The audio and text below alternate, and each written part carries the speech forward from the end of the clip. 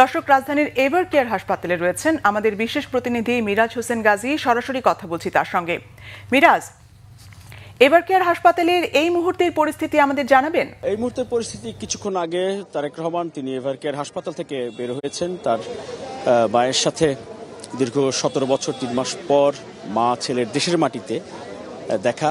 অর্থাৎ তারেক রহমান যখন 2008 সালে বাংলাদেশ থেকে, ঢাকা থেকে লন্ডনে চিকিৎসার জন্য গিয়েছিলেন, তখন তারেক রহমান ছিলেন বিছানায়, তিনি খুবই অসুস্থ। তখন মা ছিলেন তখন তারেক রহমানের পাশে। আর 17 বছর পর দেশের মাটিতে যখন তারেক রহমান আসলেন, তখন দেশের মাটিতে মা হচ্ছে হাসপাতালের বিছানায়, আর তারেক রহমান মায়ের হাসপাতালে সেই বিছানার পাশে। 17 বছরের সেই দেশ ছেড়ে যাওয়া এবং দেশে ফিরে আসা ঘটনা দুটি একই রকম।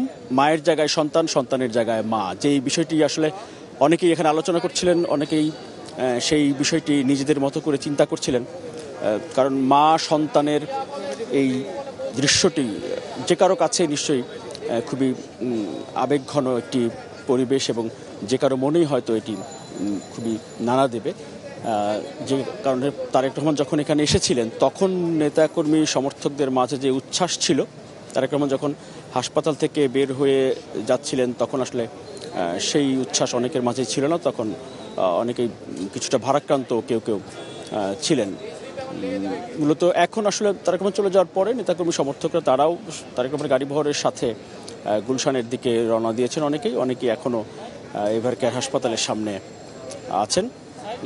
মূলত এই হচ্ছে এখন এভার কেয়ার হাসপাতালের সামনের অবস্থা। মিরাজ, আপনাকে ধন্যবাদ।